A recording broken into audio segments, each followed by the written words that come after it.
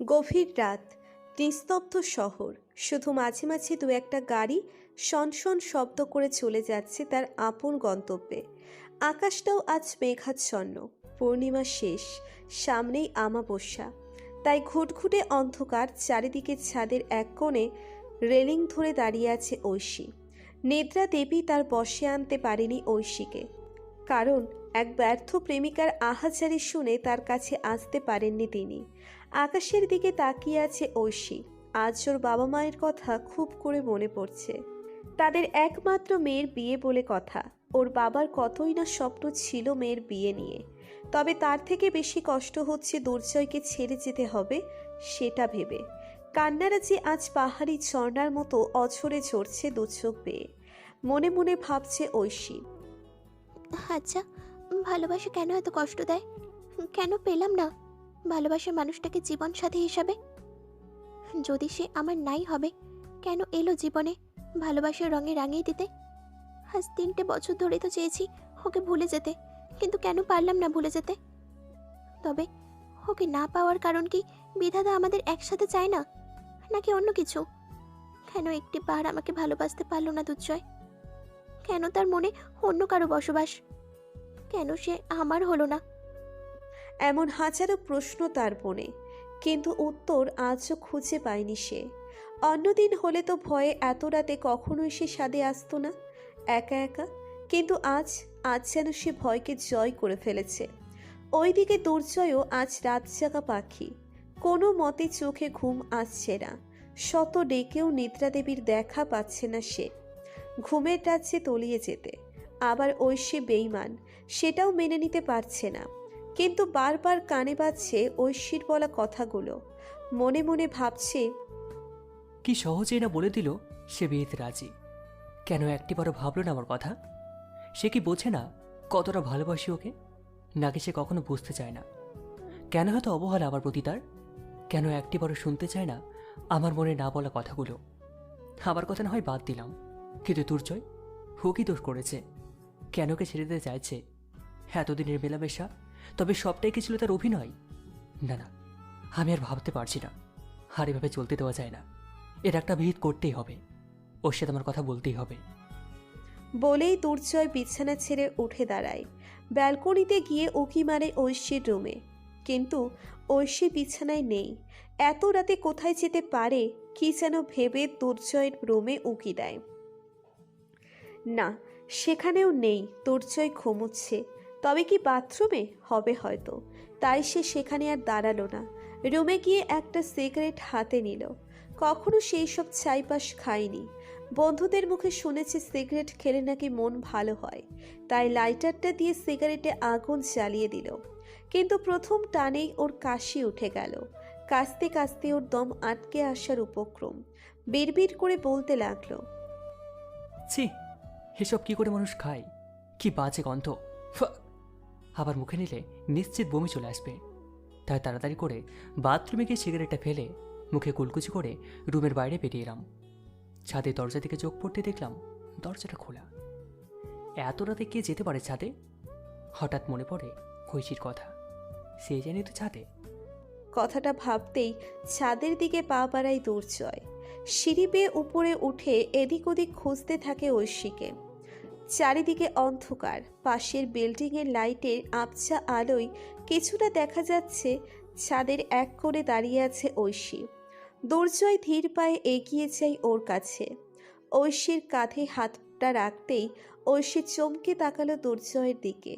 ঐশী হয়তো এতক্ষণ দুর্জয়েরই অপেক্ষায় ছিল। আবছা আলোয় দুর্জয়কে দেখে ঐশী আর নিজেকে কন্ট্রোল করতে পারল না। ঝাঁপিয়ে পড়ে দুর্জয়ের বুকে। হাউমাউ করে কেঁদে ওঠে সে। আকস্মিক এমন কিছু হওয়াতে দুর্জয় ভ্যাবাচাকা খেয়ে বোকার মতো দাঁড়িয়ে থাকে সেখানে।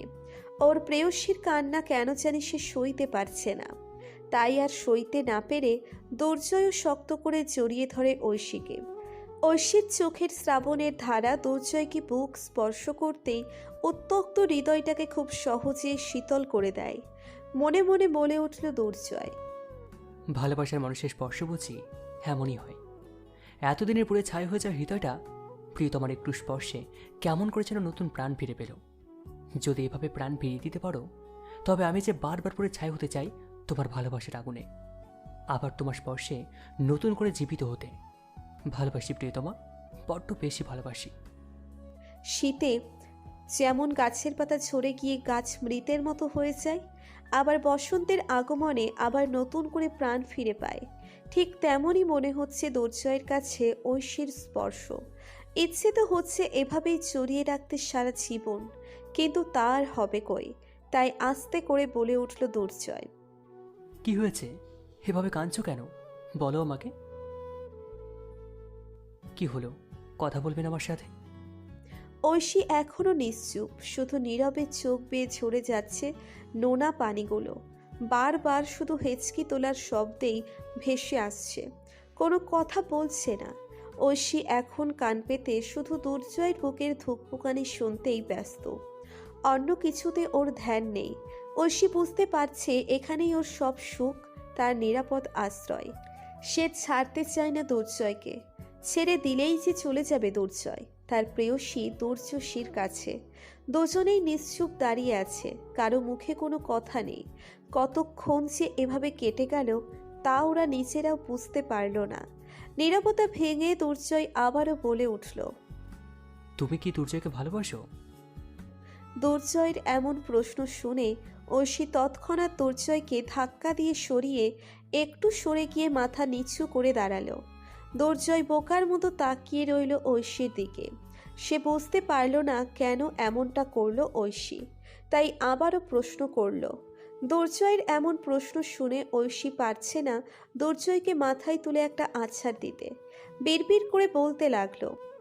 শালা রাম ছাগল, এই ছিল তোর মনে? নিজে তো নিজের প্রেয়সীকে পেয়ে যাচ্ছিস, তাই তো তোর মনে এখন লাড্ডু ফুটছে। আর আমি যে জ্বলে পড়ে ছাই হয়ে যাচ্ছি সেদিকে কি কোনো খেয়াল আছে তোর? হো, থাকবেই বাকি করে। আমার কথা ভাবার কোনো সময় আছে নাকি তার? সে তো তার পেতনির চিন্তাতেই বিভোর সারাক্ষণ। ঐশী কিছু বলছে না দেখে দুর্জয় আবারও প্রশ্ন করল। দুর্জয়ের প্রশ্ন শুনে ঐশী কিছুটা রাগান্বিত কণ্ঠে বলে উঠল। কেন, কি হবে তা জেনে? বলো না প্লিজ। দুর্জয়কে যদি ভালোবাসো তবে আমি বিয়ে ভেঙে দেব। তোমার ভালোবাসা তোমাকে আমি ফিরিয়ে দেব। তোমার সুখের জন্য আমি সব কিছু করতে পারি। ঐশী একটা ভেংচি কেটেও পাশ ফিরে বিড়বিড় করে বলতে লাগলো। হাসছে আমার দানবীর দাতাকর্ণ। আর দুর্জয়কে বিয়ে করতে যেন আমার ঠেকা পড়েছে। কেন রে হারামি, তুই আমাকে দুর্জয়ের হাতে তুলে দিবি কেন? তোর করে নিলে কি এমন ক্ষতি হয়? ও আচ্ছা, তুই তো আবার ওই দুর্যশী ডাইনিটাকে ভালোবাসিস। তবে আমাকে কেন বিয়ে করবি? যা না যা, তোর ওই শাকচুনিটার কাছে যা। আমার কাছে কেন এসেছিস? যদি একবার ওই ডাইনি রাক্ষসীটার হাতের কাছে পাই না, ও নাক কেটে একেবারে শূর্পণখা বানিয়ে দেবো, দেখবি। ঐশী কিছু বলছে না দেখে দুর্জয় আবারও বলল। কি হলো বলো, তুমি কি দুর্জয়কে ভালোবাসো? না। না মানে? না মানে না, আমি ওকে কখনো ভালোবাসিনি, আর বাসবও না। ও তো শুধু আমার ভালো বন্ধু। ব্রো কুচকে দুর্জয়ের দিকে তাকিয়ে বললাম। কেন, আপনার এটা কেন মনে হলো যে ওই কচু খেতেকে আমি ভালোবাসবো? ও কি আপনাকে কিছু বলেছে? ঐশীর কথা শুনে দুর্জয়ের মুখে অজান্তেই হাসি ফুটে উঠল। মনে মনে ভাবতে লাগলো। তাহলে আমার এতদিনের ধারণাটা ভুল ছিল। সে দুর্জয়কে ভালোবাসে না, তবে কি সে আমাকে ভালোবাসে? না না, এটা হলে তো সে আমাকে এভাবে অ্যাভয়েড করতো না। মনটাই খারাপ হয়ে গেল। আমি আস্তে করে জবাব দিলাম, না, দুর্জয় কিছু বলেনি। আমার মনে হলো তাই বললাম আর কি। ওকে আবার প্রশ্ন করলাম, তবে অন্য কাউকে ভালোবাসো? দুর্জয়ের কথা শুনে ঐশীর মুখে হাসির রেখা ফুটে উঠল। মনে মনে বলতে লাগলো। এই তো লাইনে আসছো চান্দু, এটাই মোক্ষম সময় সত্যিটা ওকে বলে দেবার। নয়তো আর কখনো হয়তো ওকে বলার সুযোগই পাবো না। তাই ওর দিকে তাকাই, চোখ গিয়ে পড়ে ওর বুকের দিকে। মুহূর্তেই হৃদয়টা কাচের মতো ভেঙে টুকরো টুকরো হয়ে যায়। কি হবে তাকে সত্যিটা বলে? সে যে আমার না, অন্য কারো। সে তো আমার ভালোই বাসে না, ওর হৃদয় অন্য কোনো নারীর বাস। তাই আবারও মুখ ফিরিয়ে একটা দীর্ঘশ্বাস ছেড়ে বলে উঠলাম, হ্যাঁ, আমি একজনকে ভালোবাসি। তবে কি জানেন, সে আমাকে ভালোবাসে না। সে এখন অন্য কারোর। আমি চাইলেও তাকে ফিরিয়ে আনতে পারবো না। তবে সে আমার হোক বা না হোক, আমি চাই সে সুখে থাকুক। সে কে জানতে পারি? কেন? আপনি জেনে কি করবেন? এমনি হয়েছে বা রাগান্বিত কণ্ঠে বলে উঠল, প্লিজ আমাকে একটু একা থাকতে দিন। আর আমার ব্যাপারে আপনাকে এত নাক না গলালেও চলবে। এখন জানতো এখান থেকে। কিন্তু please leave me alone, don't disturb me. আমি আর নিতে পারছি না, আপনাকে জাস্ট সহ্য হচ্ছে না আমার। বলেই ঐশী মেঝেতে বসে হাঁটুতে মুখ গুজে কান্না করতে লাগলো। দরজায় কিছু বলতে গিয়েও আর বলতে পারল না। বারবার কানে প্রতিধ্বনিত হতে লাগলো, আপনাকে জাস্ট সহ্য হচ্ছে না আমার কথাটা। দরজায় আর সেখানে দাঁড়াতে পারল না। সে যে ঐশীর আঘাতটা নিতে পারছে না, তাই বড় বড় পা ফেলে সেখান থেকে চলে এলো। দরজায় চলে গেছে বুঝতে পেরে ঐশী কাঁদতে কাঁদতে বলতে লাগলো, কেন দুর্জয়, কেন একটা বারও আমার মনের কথাটা বুঝতে পারছেন না? এই বুকে দাউ দাউ করে জ্বলে ওঠা আগুনটাকে আপনার ভালোবাসা দিয়ে নিভে দিচ্ছেন না। আমি আপনার এতটাই অযোগ্য ছিলাম? বলেই আবারও কান্নায় ভেঙে পড়ে। ওইদিকে দুর্জয় রুমে এসে নিজের চুল টেনে ধরে বসে পড়ে বিছানায়। বিড়বিড় করে বলতে লাগে, কেন আজ নিজেকে এত বেশি অসহায় মনে হচ্ছে? কেন একটি বারের জন্য ঐশী আমাকে আপন করে নিতে পারেনি? যদি আমাকে ভালো নাই বাসবে, তবে কেনই বুকে নিজেকে আবদ্ধ করে নিয়েছিল ঐশী? দু চোখ দিয়ে টপ টপ করে পানি গড়িয়ে পড়তে লাগলো। আমি তো পুরুষ মানুষ, তাই চিৎকার করে কান্না করা আমার শোভা পায় না। কেন বুকটা চির দেখাতে পারছি না হে বুকের হাহাকারগুলো তোমাকে? প্লিজ একটিবার আমার হয়ে যাও। বলেই দুর্জয় কাঁদতে থাকে। দেখতে দেখতে 6 দিন কেটে গেল। দুর্জয়ও এখন আর ঐশীর সামনে পড়ে না। আগের থেকে আরও বেশি গুটিয়ে নিয়েছে নিজেকে। যদিও বিষয়টা সবারই চোখে পড়েছে, কিন্তু কেউ কিছু বলেনি। আজ ওদের আশীর্বাদ, বাড়ির ছেলে মেয়েদের বিয়ে বলে কথা। তন্ময় তাই কোনো কিছুতে কমতি রাখতে চায় না। ঐশীকে পার্লারে নিয়ে যেতে চেয়েছিল তন্ময়, কিন্তু সে যেতে চায়নি। অনেক লোকজনের ইনভাইট করা হয়েছে। দুর্জয়, তুর্জয়, সাগর, ঐশী, নদী এবং হেমাকে একসাথে আশীর্বাদ করা হবে। তন্ময়ের সিদ্ধান্ত অনুযায়ী আশীর্বাদের কাজটা সম্পূর্ণ করা হবে তন্ময়দের বাড়িতেই। দুপুর 12টা বাজে। সাগর, নদী এবং হেমাকে নিয়ে ওদের আত্মীয় স্বজনরা এসে উপস্থিত হয়। মেরুন রঙের পাঞ্জাবি ও ধুতি পরেছে দুর্জয়, তুর্য ও সাগর, এবং সেম কালারের শাড়ি পরেছে ঐশী, নদী ও হেমা। নদী ও হেমা বেশ ফর্সা, তবে চেহারার দিক দিয়ে ঐশী বেস্ট। পুরোহিত মশাই তন্ময়কে তাড়া দিল বর কনেদের আনতে। শুভলগ্ন হয়ে এসেছে। টাইমের ভিতর তো আশীর্বাদটা করতে হবে। একজন নয়, দুজন নয়, 6 জন বলে কথা। পুরোহিতের কথা মতো তন্ময় প্রিয়াকে বলল, আরে কই গো দুর্জয়ের মা, ছেলে মেয়েদের কি হলো? লগ্ন যে বয়ে যাবে, তাড়াতাড়ি ওদের ডেকে পাঠাও। হ্যাঁ, সবাই রেডি। সৃজনের বউ ঐশীদের নিয়ে আসছে, আর সৃজন দুর্জয়দের নিয়ে আসছে। সৃজন হলো দুর্জয়দের কাকাতো ভাই, দুর্জয়ের সমবয়সী। প্রথমে দুর্জয়, তারপর সাগর, সব শেষে দুর্জয়কে বসানো হলো। দুর্জয়ের 3 মাসের ছোট সাগর, ওদের ছোট দুর্জয়, তাই বড় থেকে ছোট সারিবদ্ধভাবে বসানো হলো। ওদের সামনাসামনি পার্টিতে বসবে ঐশী, নদী ও হেমা। সিঁড়ির দিকে সবাই হাঁ করে তাকিয়ে আছে। দুর্জয় ও সাগর যেন চোখের পলকই ফেরাতে পারছে না। দুর্জয় বলে উঠল, ওরে বাপরে বাপ, দেখ দেখ দাদা ভাই, মনে হচ্ছে স্বর্গতে 3টা অপশন নেমেছে মাটিতে। আমি দুষ্টুমি করে গাইতে লাগলাম, আমি জ্ঞান হারাবো, মরে যাব, বাঁচাতে পারবে না কেউ। আমি জ্ঞান হারাবো, মরেই যাব, বাঁচাতে পারবে না কেউ। দুর্জয়ের কথায় কিছুটা বিরক্ত হয়ে এবার তাকায় উপরের দিকে, কিন্তু আমি হাঁ হয়ে যাই ঐশীকে দেখে। কিছু সময়ের জন্য আমার পৃথিবীটা সেখানে স্তব্ধ হয়ে যায়। মেরুন রঙের শাড়ি, তাতে পাথরের গর্জিয়াস কাজ করা, কোনো মেকআপ নেই। গলায় ছোট্ট একটা হার, তাতে লাভ সেভের একটা ডায়মন্ডের লকেট, কানে ছোট্ট দুল, হাতে মেরুন রঙের পাথরের চুড়ি, কপালে লাল টিপ, চোখে গাঢ় করে কাজল, ঠোঁটে হালকা লিপস্টিক, চুল বেনি করে এক সাইডে করে রেখেছে, তাতে বেলি ফুলের মালা পেঁচানো, পায়ে আলতা, ঘোমটা দিয়ে রেখেছে যেন সদ্য বিবাহিত কোনো নারী। তাতে যেন মনে হচ্ছে লক্ষ্মী প্রতিমা। নদী ও হেমা ঐশীর থেকে বেশ ফর্সা হয়েও পার্লার থেকে অনেক আটা ময়দা মেখে এসেছে, কিন্তু তবুও ন্যাচারাল লুকে থাকা ঐশীর ধারে কাছেও যেতে পারেনি ওরা। ঐশী আজ খুব করে কাঁদছে, কারণ একে তো বাবা মা নেই ওর পাশে, তার জীবনের সবচেয়ে গুরুত্বপূর্ণ একটা দিনে, তারপর আবার ভালোবাসার মানুষটাও হারিয়ে যাচ্ছে চিরতরে।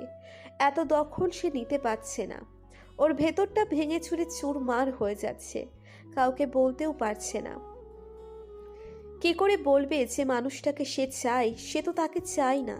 সৃজনের বউ মায়া ঐশী, নদী ও হেমাকে এক এক করে বসালো, তবে দুর্জয়ের মনে কিছুটা খটকা রয়েই গেল, কারণ দুর্জয়ের সামনাসামনি ঐশী, দুর্জয়ের সামনাসামনি নদী এবং সাগরের সামনাসামনি হেমাকে বসানো হয়েছে। তা দেখে দুর্জয়ের মনে কিছুটা আনন্দ হয়, আবার পরক্ষণেই মনটা বিষণ্ণ হয়ে যায়। তাই হয়তো বড় থেকে ছোট সারিবদ্ধভাবে বসানো হয়েছে। দুর্জয় বারবার আর চোখে তাকাচ্ছে ঐশীর দিকে, কিন্তু ঐশী একটিবারের জন্যেও তাকায়নি মাথা তুলে।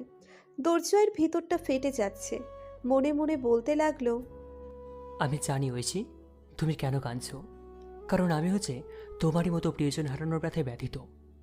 প্রিয় মানুষটাকে না পাওয়ার কষ্ট কতটা আমি বুঝতে পারছি, কিন্তু আমার যে কিচ্ছু করার নেই। তুমি তো একটিবারও বললে না তোমার মনের মানুষটার নামটা। যদি একটিবার বলতে, বিশ্বাস করো আমি যেভাবেই হোক তাকে তোমার কাছে নিয়ে আসতাম, কিন্তু কিন্তু তুমি তো সেই সুযোগটা আমাকে দিলে না। তুমি তো যাই হোক মন ভরে কাঁদতে পারছো, কিন্তু আমি যে বুকের কষ্টটাকে বুকে লুকিয়েই সবার সামনে ভালো থাকার অভিনয় করে যাচ্ছি। আমি যে তোমার মতো করে কাঁদতে পারছি না, কারণ ছেলেদের চেয়ে কখনো কাঁদতে নেই। বলেই একটা দীর্ঘশ্বাস ছাড়ে দুর্জয়। এদিকে দুর্জয় ও সাগর বারবার তাকাচ্ছে তাদের প্রিয় মানুষটির দিকে। দুর্জয়, সাগর, নদী ও হেমার মুখে মৃদু হাসি, ওদের দেখেই বোঝা যাচ্ছে ওরা কতটা হ্যাপি। কিন্তু দুর্জয় ও ঐশী ওদের উল্টো, ওদের দেখে মনে হয় যেন কেউ ধরে বেঁধে এখানে নিয়ে আসছে। ঐশীর কান্না দেখে আশিক ঐশীর কাছে এসে প্রশ্ন করেই বসে, কি রে মা, তোর কি এই বিয়েতে মত নেই? তুই কি কাউকে পছন্দ করিস? বল আমায়। তোর যদি কাউকে পছন্দ থাকে, আমি নিজে তোকে তোর পছন্দের মানুষের কাছে পৌঁছে দেব। ভয় নেই, কেউ কিছুই বলবে না। আশিকের কথা শুনে সবাই থমকে যায়। পরিবেশটা হঠাৎ করেই কেমন যেন স্তব্ধ হয়ে গেছে। সবার দৃষ্টি এখন ঐশীর দিকে। দুর্জয় একবার সবার দিকে চোখ বুলিয়ে নেয়, সবার চোখেই বিস্ময়, চোখের ভাষা প্রশ্নসূচক। কেউ কিছু মুখে বলছে না ঠিকই, কিন্তু ওদের চোখের ভাষা ঠিকই প্রশ্ন করছে, ঐশী কি তবে এ বিয়েতে রাজি না? সবার কৌতূহল দেখে পরিস্থিতি সামলে নিতে দুর্জয় এবার মুখ খোলে। আঙ্কেল, আপনি যা ভাবছেন তা না। ঐশীর বিয়ে নিয়ে তপু আঙ্কেল ও আন্টির অনেক স্বপ্ন ছিল। আঙ্কেল আন্টি নেই, তাই ওর মনটা খারাপ করেছে, তাই এত কান্না করছে। দুর্জয়ের কথা কেন জানি মানতে চাচ্ছে না আশিক, কিন্তু কিছু বলতেও পারছে না। তাই কৌতূহল দমিয়ে রাখতে না পেরে আবারও প্রশ্ন করেই বসল, কি রে মা, দুর্জয় যা বলছে তাই কি ঠিক? সত্যি করে বল।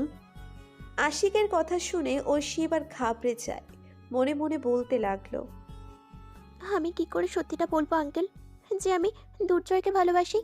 সত্যিটা বললে বাবাই, মামনি সহ তোমরা কেউ সহ্য করতে পারবে না, আর দুর্জয় তার জীবনটাও যে এলোমেলো হয়ে যাবে, কারণ সে তো আমাকে ভালোবাসে না, সে তো অন্য কাউকে চায়। চায় বললে ভুল হবে, পেয়ে গেছে। আমি চাই না আঙ্কেল, আমি চাই না কাউকে কষ্ট দিয়ে ভালো থাকতে। আমার কষ্টটা না হয় আমারই থাক। ঐশী নীরব দেখে আশিক আবার বলে। ঐশী এবার মাথা নাড়িয়ে হ্যাঁ বোঝায়। তার মানে এই দাঁড়ায় ঐশীর এই বিয়েতে কোনো আপত্তি নেই। দুর্জয় যা বলছে সব সত্যি। দুর্জয় এতক্ষণ ঐশীর দিকেই তাকিয়েছিল এক বুক আশা নিয়ে, কারণ যদি ঐশী সত্যিটা বলে সেই আশায়। কিন্তু না, তার শেষ ভরসাটুকুও শেষ হয়ে গেল এক মুহূর্তেই।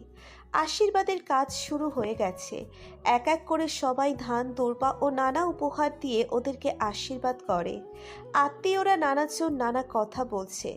সবাই ওদেরকে দেখে প্রশংসায় পঞ্চমুখ। আশীর্বাদের পর্ব শেষ হয় দুপুর 2টায়। এখন অতিথিদের খাওয়া দাওয়ার পর্ব চলছে। দুর্জয় ওর রুমে চলে গেছে। সে আর সেখানে থাকতে চায় না। এদিকে ঐশীও তার রুমে চলে গেছে। অতিরিক্ত কান্না করার ফলে মাথাটা খুব ব্যথা করছে তার। এখন বিশ্রামের প্রয়োজন, তাই তন্ময় তাকে ওপরে পাঠিয়ে দেয়। তোরজয়, নদী, সাগর ও হেমা সবার সাথে কথা বলছে।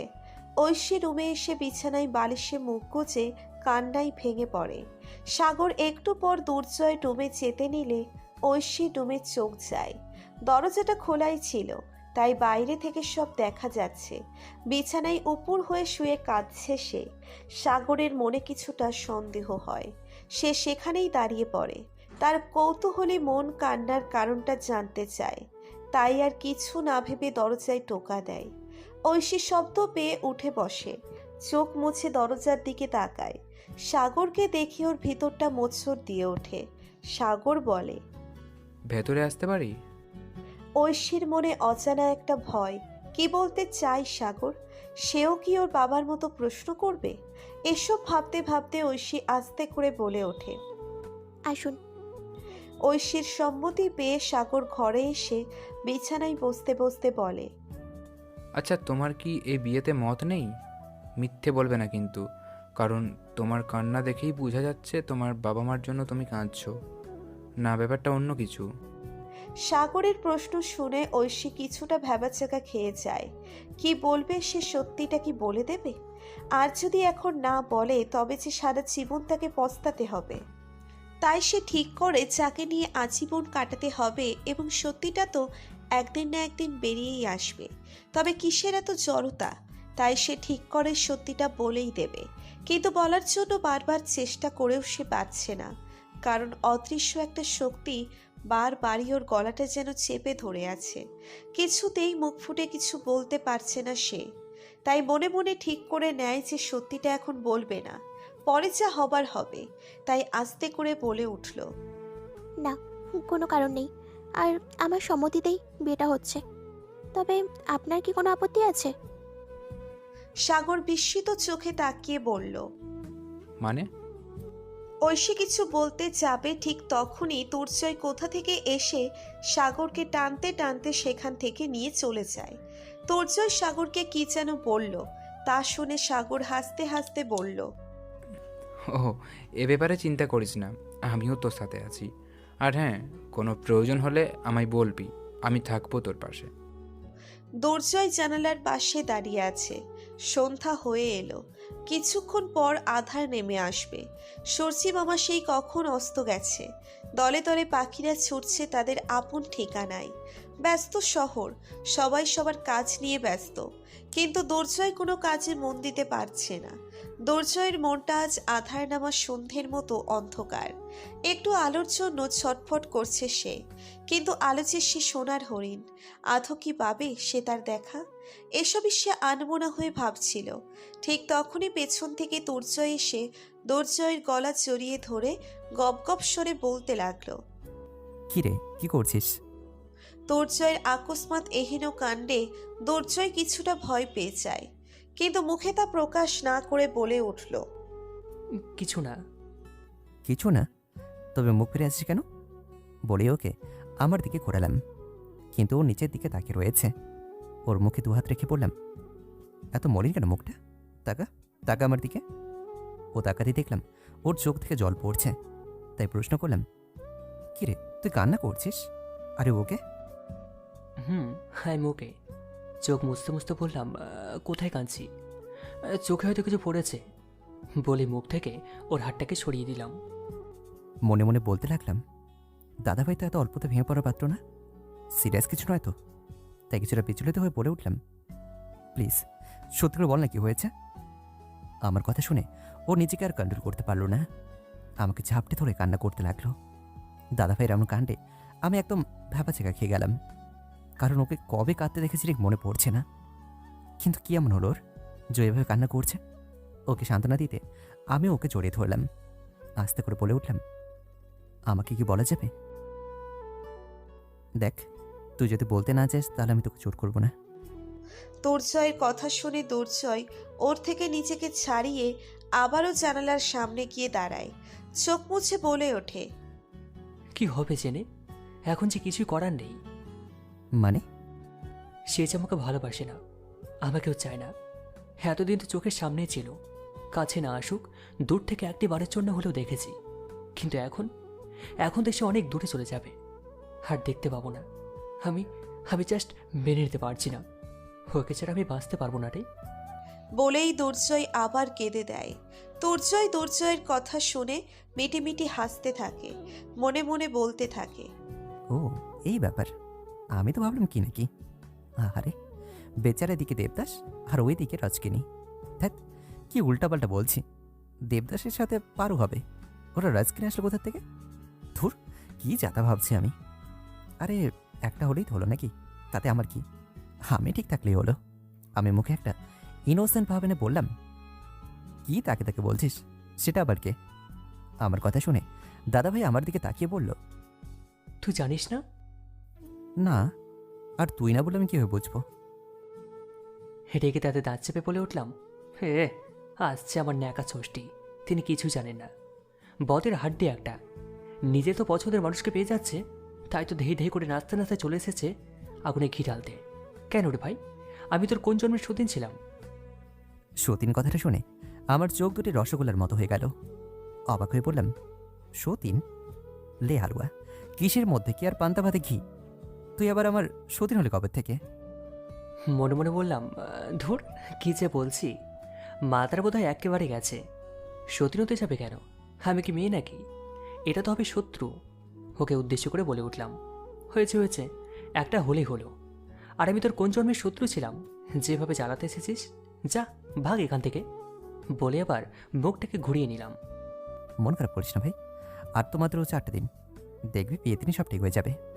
সত্যি বলছি, সেই দিনের পর আর তোকে মন খারাপও করতে হবে না, শুধু ভালোবাসা আর ভালোবাসা। তুই কি মজা করছিস আমার সাথে? মজা করবো কেন? আর তুই কি আমার ভাইরা ভাই নাকি যে তোর সঙ্গে মজা করবো? মজা নয় তো কি, সব জেনে শুনেও কেন এমন বলছিস? মনে মনে বলতে লাগলাম, গাধা একটা, একটিবারও কি বুঝতে পারছিস না যে বিয়েটা কার সঙ্গে হচ্ছে? নাকি বিয়ের কার্ডটাও দেখিস না এখনো? ও, দেখবি কি করে? উনি তো আবার পারুষকে দেবদাস হয়ে আছেন, ওনার কি আর দেখার বা বোঝার সময় আছে নাকি? দুর্জয় এসবই ভাবছিল। ওর ভাবটাই ছেদ পড়ে দুর্জয়ের কথায়। কি রে, কি হলো? আচ্ছা, তোর বইয়ের নামটা কি যেন? জানি না, আর আমি জানতেও চাই না। কেন? কারণ আমি ওকে কখনোই আমার স্ত্রীর মর্যাদা দিতে পারবো না। তবে বিয়ে কেন করছিস? সাদে কি আর করছি, বাবার কারণে তো করছি। সেদিন বাবা বলেছিল, যদি আমি বিয়েতে রাজি না হই তবে তিনি নাকি আমাকে ত্যায্য পুত্র করবেন। তাই তো বিয়েতে মত দিয়েছি। তবে মেয়ের সাথে এমন কাণ্ড করবো না, দেখবি বাপ বাপ বলে বাসুরাতে পালাবে। দুর্জয় চোখ বড় বড় করে বলে উঠল, হ্যাঁ, তুই কি করবি ওর সঙ্গে? কেন? না মানে কি এমন করবি যে সে বাসরাতি বরকে বাপ বলবে? তোর মাথা, তোর এত সব জেনে কাজ নেই। সময় হলে সব কিছুই বুঝতে পারবি। ও আচ্ছা, ধর বাসর ঘরে যদি অন্য মেয়ের বদলে ঐশী থাকে, তখন কি করবি? দুর্জয়ের কথা শুনে দুর্জয় অন্যমনস্ক হয়ে গেল।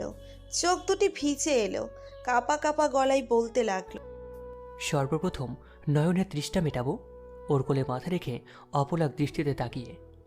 তারপর ওকে নিয়ে চন্দ্রবিলাস করব ছাদের মাঝে বসে সারা রাত। এতদিনে জমিয়ে রাখা অনুভূতিগুলো ওকে বোঝাবো। ভোরের উদীয়মান সূর্যকে ওর কাঁধে মাথা রেখে দেখাবো। তবে রোম্যান্স কখন করবি? ওর কথা শুনে ভ্যাবাচকা খেয়ে গেলাম। কি বললো রোম্যান্স? প্রথমে কথাটা বুঝতে না পারলেও পরে বুঝতে পেরে দুর্জয়ের কান ধরে টেনে বলতে লাগলাম, হারাম জাদা, আমার ফিলিংসের ফায়দা লড়ছিস তাই না? দাঁড়া, বড় ভাইয়ের সাথে ভাজলামও হচ্ছে, এবার দেখ তোর কি হাল করি। বলি ওকে মারতে লাগলাম। আহা দাদা ভাই, লাগছে তো, কানটা কি চিরে ফেলবি নাকি? এমনি এমনি তো ধরিনি, চেরার জন্যই তো ধরেছি। দেখ, ভালো হবে না কিন্তু। আমি কথাটা ন্যাকা কান্না করে বলে উঠলাম, তুই কি চাস তোর ভাইকে তোর ছেলেমেয়েরা কান কাটা কাকে বলুক? আর কান্না থাকলে যে আমার বিয়েও করা হবে না, বাচ্চার মুখে বাবার ডাক্তার শুনতে পারবো না, আর তুইও তো জেঠু ডাক শুনতে পারবি না, বল? ওর কথা শুনে আমি হাসবো নাকি কাঁদবো বুঝতে পারছি না। এদিকে হাসিটাও আর আটকে রাখতে পারছি না। এত কষ্টের মাঝেও গগন ফাটানো হাসি পাচ্ছে, তাই ওকে ছেড়ে দিলাম। কান ছাড়তেই এক দৌড় দিয়ে রুমের বাইরে চলে এলাম। ও বাবা গো, কি জোরেই না কানটা ধরেছিল, আর একটু হলে কানটাই ছিঁড়ে যেত। কানটা দৌড়তে দৌড়তে রুমে ওকে দিয়ে দেখি দাদাভাই সেখানে দাঁড়িয়ে আছেন। তাই ওকে জ্বালাতে আবার বলে উঠলাম, তোর বউকে পাব্বা বলে পালাতে হবে না। বাসুরাতে রোম্যান্স না করে যখন ছাদে বসে মশার গান শোনাবি বা মশার কামড় খাওয়াবি, তখন সে এমনিতেই পালাবে। তোর মতো একটা আনরোম্যান্টিক বলদ মার্কে ঢেউ টিনকে ছেড়ে। বলেই একটা দৌড় দিলাম নিচের দিকে। দুর্জয়ের মুখে বলদ মার্কা ঢেউ টিন কথাটি শুনে চোখ দুটি রসগোল্লার মতো হয়ে গেল দুর্জয়ের। রাগান্বিত কণ্ঠে বলে উঠল, কি, তুই আমাকে বলদ বললি? রাম ছাগল কোথাকার, দাঁড়া দেখাচ্ছি মজা। এবার দেখ তোকে কে বাঁচায় আমার হাত থেকে। বলে দুর্জয় ও দুর্জয়ের পেছন পেছন দৌড় দেয়। ড্রয়িং রুমে তন্ময়, প্রিয়া, অপু, মেঘা সোফায় বসে চা খাচ্ছে আর বিয়ের বিষয় নিয়ে কথা বলছে। ঐশী ওদেরকে চা করে দিয়ে ট্রেটা হাতে নিয়ে সবেমাত্র পা বাড়িয়েছে কিচেনে যাবার জন্য। অমনি দুর্জয় দৌড়ে এসে ঐশীর সামনে দাঁড়িয়ে হাঁপাতে লাগলো। ঐশী কিছু বুঝে ওঠার আগেই দুর্জয়কে দৌড়ে আসতে দেখে দুর্জয় ঐশীকে পেছন ফিরিয়ে ওকে ধরে, তারপর ওর পিছনে মুখ লুকায়। দুর্জয় দৌড়ে এসে ঐশীর সামনে দাঁড়িয়ে ওর পেছনে থাকা দুর্জয়কে ধরতে চেষ্টা করে, কিন্তু ঐশী সামনে থাকায় ওকে ধরতে পারছে না। দুর্জয়কে ধরার জন্য হাত বাড়ালেই দুর্জয় ঐশীকে টেনে সেখানে দাঁড় করিয়ে দেয়, যার ফলে দুর্জয়ের বদলে ঐশীকে ধরে ফেলে। হঠাৎ দুই ভাইয়ের এমন কাণ্ডে উপস্থিত সবাই অবাক হয়ে হাঁ করে তাকিয়ে আছে ওদের দিকে। আর অবাক হবে নাই বা কেন, 3টে বছর পর আবারও দুই ভাইয়ের খুনসুটিগুলো শুরু হয়েছে। ভাবতেই চোখের কোণে জল চলে এলো তন্ময়, প্রিয়া, অপু ও মেঘার। এতটা দিন ওরা যে দুই ভাইয়ের এমন খুনসুটিগুলো খুব মিস করেছিল। তবে কি অপেক্ষার প্রহর শেষ হতে চলেছে ওদের? এ বাড়িটা কি আবার আগের মতো প্রাণ ফিরে পাবে দুই ভাইয়ের দুষ্টুমিতে? এগুলোই ভাবছিল ওরা। দেখ দুর্জয়, ভালো ভালোই বলছি, ওকে ছেড়ে দিয়ে সামনে আয়, নয়তো। এ আসছে আমার নবাবজাদা, কেন ওকে আমি ছেড়ে দেবো? আমি ওকে ছেড়ে দিই আর উনি আমার ঘাটটা মটকান, তাই তো? সেটা হচ্ছে না। দুর্জয় যেই আবার দুর্জয়কে ধরতে যাবে, ঠিক তখনই দুর্জয় ঐশীকে ধাক্কা দিয়ে ফেলে দেয় দুর্জয়ের উপর। হঠাৎ এমন হওয়াতে টাল সামলাতে না পেরে ঐশী ও দুর্জয় দুজনেই মেঝেতে পড়ে যায়। ঐশীর থেকে দুর্জয় অনেকটা লম্বা হওয়াতে ওর মুখ দিয়ে পড়ে দুর্জয়ের বুকে। সাথে সাথেই দুর্জয়ের হার্টবিট বেড়ে যায়। ঐশীর উষ্ঠ গিয়ে লাগে দুর্জয়ের বুকে, যেখানে দুর্যশী নামটি লেখা সেখানে। ঐশী পড়ে যেতে নীলের চোখ বন্ধ করে ফেলেছিল, তাই বুঝতে পারেনি ওর ঠোঁট ঠিক কোথায় গিয়ে ঠেকেছে। এদিকে সবার চোখ যেন কোটর থেকে বেরিয়ে আসতে চাইছে। দুর্জয় যে এমন একটা কাণ্ড করবে সেটা সবার ধারণার বাইরে ছিল। দুর্জয় অপলক দৃষ্টিতে তাকিয়ে আছে ঐশীর দিকে। আশেপাশে কি হচ্ছে বা কি আছে সেদিকে কোনো খেয়ালই নেই তার। সে তো এখন তার প্রেয়সীকে দেখতে ব্যস্ত। কতদিন দেখা হয়নি ওভাবে, যেন যুগ যুগ ধরে অপেক্ষায় আছে তার আখি যুগল। ঐশী পিটপিট করে তাকায় দুর্জয়ের দিকে। দুজনই যেন হারিয়ে যাচ্ছে দুজনের মাঝে। তন্ময়রা মুচকি হেসে সেখান থেকে উঠে যায়। ছেলে মেয়েদের এমন একটা রোমান্টিক মুহূর্তে ওরা সেখানে থেকে ওদের ডিস্টার্ব করতে চায় না। 5 মিনিট হয়ে গেছে, এখনো ওদের কোনো হুঁশ নেই। তাই দেখে দুর্জয় একটা বাঁকা হাসি দিয়ে বাথরুম থেকে এক বালতি পানি এনে ওদের মাথায় ঢেলে দিয়ে এক দৌড়ে পগার পার। সাথে সাথেই দুজনেই হকচকিয়ে উঠল। ঐশী তাড়াতাড়ি করে উঠে দাঁড়ায় আর এদিক ওদিক তাকিয়ে বোঝার চেষ্টা করেছে কেউ আছে কিনা। না, কেউ নেই। লজ্জায় ওর গাল দুটি লাল হয়ে গেছে। দুর্জয়ের দিকে তাকাতেই ওর চোখ চড়ক গাছ, কারণ ওর ঠোঁটের গোলাপি লিপস্টিকের দাগ লেগে গেছে দুর্জয়ের হলুদ টি শার্টটাতে, তাও আবার সেখানে ওর প্রেয়সীর নাম লেখা সেখানে। ঐশীর চোখে জল ছলছল করে ওঠে। রাগে নাক ফুলিয়ে ঐশী এক দৌড়ে উপরে চলে যায়, আর দুর্জয় বোকার মতো ঐশীর চলে যাবার দিকে চেয়ে আছে। বিড়বিড় করে বলতে লাগলো, এই মেয়েটা এমন কেন? কখনো লক্ষ্মীর প্রতিমা, আবার কখনো বা রণচণ্ডী। বলছি না, মেয়েদের নাকে তো গুসা আসে কোথা থেকে? আর এই বাঁদরটা এবার কোথায় গেল? একবার হাতের কাছে পাই, তারপর বোঝাবো ওকে কয় কেজি কমে কত কেজি আটা।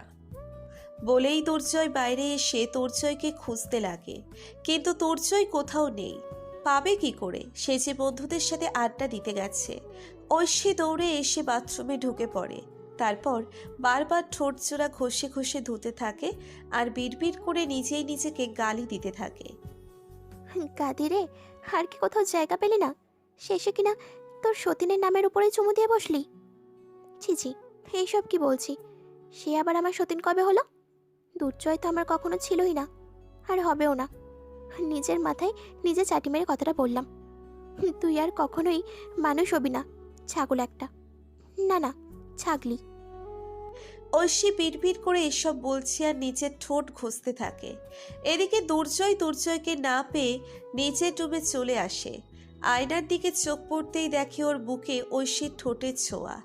সেখানে হাত দিয়ে চোখ বন্ধ করে ভাবতে থাকে। কেন মন থেকে এই স্পর্শটা দিলে না প্রিয়? কেন আমার হলে না? কেন বুকে নীরব প্রার্থনা শুনতে পেলে না একটিবার? কেন তুমি আমার হলে না? আমি যে তোমাকে চাই বারবার, প্রতিবার, শতরূপে শতবার। একটিবার আমার হয়ে যাও, দেখবে কখনো এক ফোঁটা অশ্রু ঝরতে দেবো না তোমার এই কাজল কালা আগে থেকে। প্লিজ একটিবার আমার হয়ে যাও। বলেই দুর্জয় মেঝেতে বসে পড়ে। সে যে আর সইতে পারছে না। তার ভিতরে যে রক্তক্ষরণ হচ্ছে, কি দিয়ে তা আটকাবে? কি করে বোঝাবে তার প্রেয়সীকে তার আকুল আর্তনাদ? পরশু ওদের বিয়ে, যে যার মতো কাজে বেশি। তন্ময়ের কথা মতো সব হচ্ছে, কারণ তন্ময় যেমন রকচটা তেমনি সম্পদশালী ব্যক্তি, যার সামনে আশিক ও রূপেশ মানে হেমার বাবা চুনোপুটি। তন্ময়ের কথা হলো ওর বাংলো বাড়িতে বিয়ের সমস্ত কাজ সম্পন্ন হবে, এমনকি ওদের ফুলসজ্জাটাও সেখানেই হবে। তন্ময়ের কথা মতো সবাই রাজি হয়ে যায়। আজ ওদের গায়ে হলুদ প্লাস অধিবাস, তাই সকাল সকাল বড়রা সবাই সেখানে চলে যায়, কারণ সেখানে যে অনেক কাজ পড়ে আছে। দুর্জয়, সাগর, ঐশী, নদী ও হেমা রয়ে গেছে। ওরা পরে যাবে। দুপুরের দিকে ওরা রেডি হয়ে বের হলো। দুর্জয়ের কথা ওরা বাইকে করে যাবে, সাগরও রাজি, কিন্তু দুর্জয় ও ঐশী রাজি না। দুর্জয় রাজি না হেমাকে নিয়ে যেতে, আর ঐশী রাজি না সাগরের সাথে যেতে হবে বলে। কিন্তু ওদের ভাবনা ওদের মনেই রয়ে গেল। কেউই মুখ ফুটে কিছু বলতে পারছে না, আবার মেনেও নিতে পারছে না। এদিকে সাগর ও নদী দুর্জয়দের বাড়ি এসেছে সেই কখন, কিন্তু হেমার আসার কোনো নামগন্ধ নাই। তাই দুর্জয় বলে উঠল, ময়দা সুন্দরীদের নিয়ে হলো যত জ্বালা। আটা ময়দা মাখতে মাখতে ওদের দিনই শেষ। আরে বাবা, এতদিন তো ময়দা মেখেছি ছেলে পটানোর জন্য, কিন্তু এখন কাকে পটাবি? বরের ভাই না বাপকে? কষ্ট তখনই হয় যখন ভিডিওগুলো সম্পূর্ণ দেখার পরেও লাইক কমেন্ট করেন না। তাই প্লিজ লাইক করুন, আপনাদের মূল্যবান মতামত কমেন্ট বক্সে কমেন্ট করে অবশ্যই জানান। শেয়ার করতে একদমই ভুলবেন না। চ্যানেলটি সাবস্ক্রাইব করে আমাদের সঙ্গেই থাকুন। ধন্যবাদ।